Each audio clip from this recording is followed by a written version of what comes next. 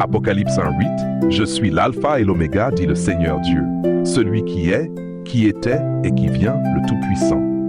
Ces mots sont solennels. Alpha et oméga, ce sont la première et la dernière lettre de l'alphabet grec. Cela veut dire le commencement et la fin. Jésus parle ici avec l'autorité divine. Il ne dit pas « j'ai été envoyé par Dieu ». Il dit « je suis Dieu, je suis l'alpha et l'oméga ». Apocalypse 1, 17, 18. Je suis le premier et le dernier, le vivant. J'étais mort, et voici je suis vivant au siècle des siècles. Je tiens les clés de la mort et du séjour des morts. Il dit ici « j'étais mort », c'est-à-dire qu'il a connu la croix. Mais maintenant, il est vivant pour toujours. Et il détient les clés de la vie et de la mort. Seul un Dieu éternel peut parler ainsi. Apocalypse 22, 13. Je suis l'alpha et l'oméga, le premier et le dernier, le commencement et la fin. Cette déclaration revient une troisième fois. Pourquoi? Parce qu'elle est centrale. Jésus est l'origine de toutes choses et la fin de toutes choses. Il est en dehors du temps, il est éternel.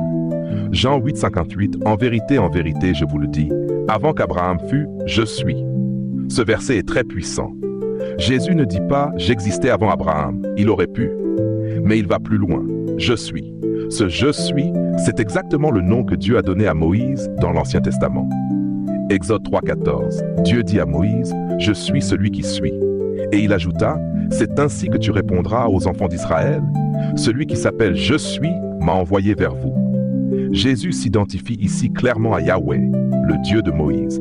Il prend le nom de Dieu lui-même, ce nom sacré, intouchable, et il le revendique comme le sien. C'est pourquoi dans Jean 8, juste après cette déclaration, les chefs religieux veulent le lapider, car ils ont parfaitement compris ce qu'il vient d'affirmer. « Je suis Dieu ». Ésaïe 43, 10-13. « Avant moi, aucun Dieu n'a été formé, et après moi, il n'y en aura point. C'est moi, moi qui suis l'Éternel, et hors moi, il n'y a point de sauveur. Je suis Dieu et je le resterai. » Voilà ce que Dieu déclare par le prophète Ésaïe. Il n'y a qu'un seul Dieu, il n'y a qu'un seul sauveur. Et dans tout le Nouveau Testament, ce titre de sauveur est attribué à Jésus. Alors que faut-il conclure?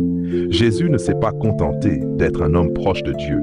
Il a parlé comme Dieu, il a pris le nom de Dieu, il a déclaré qu'il était avant Abraham, qu'il était le commencement et la fin, le vivant au siècle des siècles. Il n'a jamais eu de commencement, il n'aura jamais de fin. Il est l'Éternel.